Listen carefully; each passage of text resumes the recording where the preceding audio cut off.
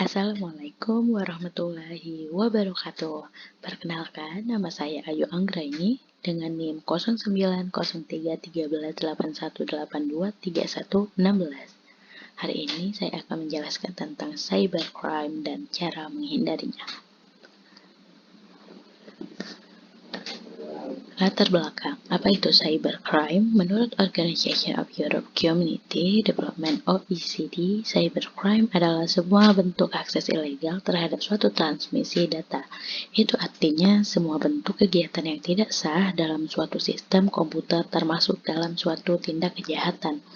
Secara umum, pengertian cybercrime sendiri memang biasa diartikan sebagai tindak kejahatan di ranah dunia maya yang memanfaatkan teknologi komputer dan jaringan internet sebagai sasaran. Seperti apa yang telah disebutkan, tindakan cybercrime ini muncul seiring dengan kian gencarnya teknologi digital, komunikasi, dan informasi yang semakin maju. Tujuan dan manfaat tujuannya semoga pembaca mengetahui informasi ini dan semoga pembaca bisa lebih waspada sehingga kejahatan yang terjadi di dunia maya ini tidak menimpa pembaca sehingga kapanpun juga. Contoh kejahatan cybercrime. 1. Memalsukan akun Facebook seseorang. Salah satu contoh kejahatan cybercrime yang paling sering terjadi adalah pengkloningan akun Facebook milik seseorang. Tindakan ini marak terjadi kepada para public figure atau tokoh terkenal yang memiliki banyak pengikut. Dengan banyaknya atensi yang diterima oleh akun cloningan, pemalsu biasanya akan semakin cepat mendapat korban. Cybercrime model ini biasanya meminta bayaran uang dengan cara transfer ke rekening tertentu. Jadi, jangan mudah percaya jika Anda dihubungi seseorang yang mengaku sedang membutuhkan bantuan. 2. Fenomena ransomware WannaCry. Beberapa tahun lalu, jagat digital sempat diramaikan dengan kemunculan virus komputer. Ransomware WannaCry yang mampu mengunci data komputer seseorang untuk bisa membuka dan mengakses data tersebut. Syarat yang harus Anda lakukan adalah membawa sejumlah uang tebusan melalui wallet Bitcoin. 3. Catfishing di dating app and media sosial. Bedanya dan cloning akun adalah catfishing menggunakan foto orang lain namun identitasnya merupakan identitas palsu. Ini biasanya bisa Anda temukan di aplikasi dating atau di media sosial. Nah, tujuan dari catfishing ini adalah menipu. Kerugian yang ditimbulkan bisa mulai dari kerugian psikologis hingga materi. Ketiga, doxing dan cyberbullying. Doxing berujung cyberbullying adalah hal yang sangat berbahaya. Ini merupakan kegiatan pengambilan data pribadi dan menyebarkannya di internet. Tujuan dari doxing ini bermacam-macam, mulai dari sebagai gertakan, ancaman, mempermalukan, hingga pemerasan. Jenis-jenis cybercrime.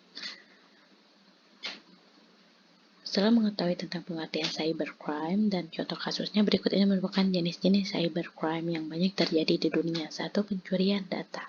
Aktivitas cybercrime yang satu ini biasanya dilakukan untuk memenuhi kepentingan komersial karena ada pihak lain yang menginginkan data rahasia pihak lain. Tindakan ini tentu bersifat ilegal, masuk ke dalam aktivitas kriminal karena bisa menimbulkan kerugian material yang berujung pada kebangkrutan suatu lembaga atau perusahaan.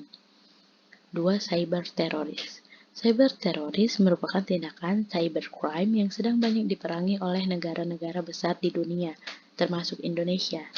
Pasalnya, aktivitas cyberteroris kerap kali mengancam keselamatan warga negara atau bahkan stakeholder yang mengatur jalannya pemerintahan. 3. Hacking. Hacker. Jenis cybercrime berikutnya adalah hacking. Tindakan berbahaya yang kerap kali dilakukan oleh para programmer profesional ini biasanya secara khusus mengincar kelemahan atau celah dari sistem keamanan yang untuk mendapatkan keuntungan berupa materi atau kepuasan pribadi. Jika menilik dari kegiatan yang dilakukan, hacking sebenarnya tidak selalu memiliki konotasi buruk karena ada pula hacker positif yang menggunakan kemampuannya untuk kegiatan bermanfaat dan tidak merugikan. Misalnya seorang hacker yang diberi tugas untuk melacak keberadaan seorang buronan atau hacker yang bekerja sama dengan pihak berwenang untuk memberantas aktivitas ilegal di ranah digital. 4. Carding. Carding adalah istilah yang digunakan untuk menyebut penyalahgunaan informasi kartu kredit milik orang lain. Para carder atau pelaku carding biasanya menggunakan akses kartu kredit orang lain untuk membeli barang belanjaan secara online. Kemudian, gratisan tersebut dijual kembali dengan harga murah untuk mendapatkan uang. Tindak kejahatan digital dengan cara carding biasanya kerap terjadi di luar negeri. Sementara untuk pengguna di Indonesia, angka kasus yang tercatat belum terlalu besar seiring masih minimnya pengguna kartu kredit yang gemar bertransaksi di dunia maya. Kelima, defacing. Di antara tindakan cybercrime sebelumnya, defacing bisa dibilang menjadi aktivitas kejahatan online yang paling ringan. Hal tersebut salah satunya karena para pelaku deface biasanya menyasar website non-profit seperti situs pemerintahan, sekolah, atau universitas. Keenam, cyber squatting. Istilah cyber squatting mungkin belum begitu familiar di kalangan pengguna di tanah air. Wajar memang pasalnya tindakan penyerobatan nama domain sendiri memang memerlukan modal serta kejelian yang tidak dimiliki banyak orang. Hasil cybercrime ini biasanya berupa uang tebusan yang nilainya tidak wajar. Ketujuh, cyber typo squatting. Hampir mirip dengan cyber squatting, tindakan cyber typo squatting sama-sama mengincar nama domain pemilik perusahaan terkenal untuk dijadikan sasaran. Bedanya aktivitas ini memanfaatkan kemiripan nama domain serta kelalaian pengguna yang jarang memeriksa ulang URL website perusahaan. Salah satu tujuan dari cyber typo squatting ini adalah untuk menjatuhkan citra baik dari brand bersangkutan dengan cara melakukan tindakan dan penipuan hal-hal ilegal lain yang melanggar undang-undang. 8. Menyebarkan konten ilegal. Menyebarkan konten ilegal yang melanggar undang-undang menjadi kasus cybercrime paling banyak diperhatikan. Pasalnya aktivitas ini biasanya melibatkan tokoh terkenal atau konten yang mampu memancing kontroversi. Beberapa contoh konten ilegal yang masuk dalam ranah cybercrime diantaranya adalah video porno, penjualan senjata api ilegal, jual beli narkotika, dan lain sebagainya. 9. Malware. Seperti yang sudah kami jelaskan di dalam artikel tentang bahaya malware, Anda harus lebih waspada jika TDN komputer atau website mengalami kendala. Secara umum, malware terdiri dari beragam jenis. Ada virus, trojan horse, adware, worm, browser hijacker, dan lain sebagainya. Metode cybercrime. 1. Sniffing. Ini merupakan suatu metode yang mengancam keamanan jaringan cyber. Kedua,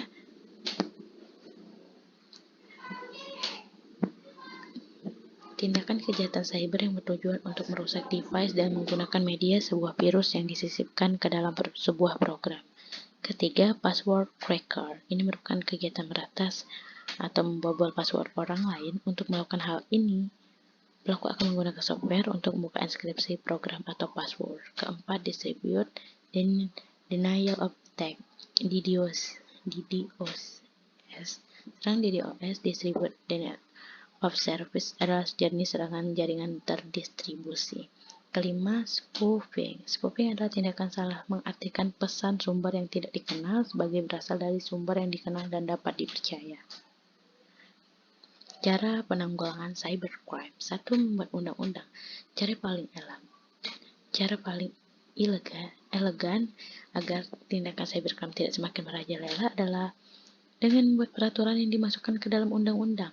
Penegakan hukum nantinya bakal membuat para pelaku cybercrime berpikir panjang sebelum melakukan tindakan kriminal karena dasar hukumnya jelas. Di Indonesia, aturan mengenai cybercrime saat ini menginduk pada UU ITE, namun sayangnya pola penindakan masih belum maksimal dan seringkali terkesan dipaksakan. Penegakan hukum di ranah dunia maya memang masih abu-abu karena dokumen elektronik sendiri belum bisa dijadikan sebagai barang bukti oleh KUHP.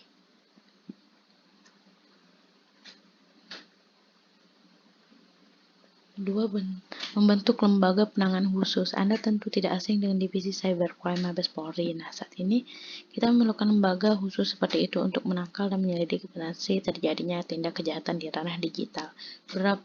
Beberapa negara tercatat sudah mulai menerapkan konsep ini dengan membentuk lembaga khusus yang menangani persoalan cybercrime.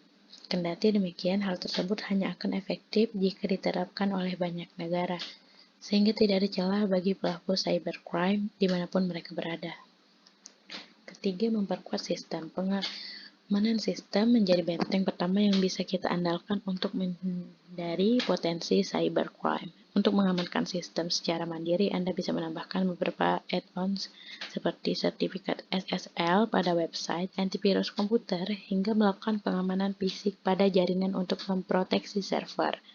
Terlepas dari itu, jika Anda memiliki website bisnis, pastikan menggunakan layanan VPS Indonesia dari keywords.com yang sudah dibekali berbagai teknologi masa kini. Alhasil, kejahatan cybercrime seperti malware atau dephishing lebih bisa diminimalkan. Terima kasih.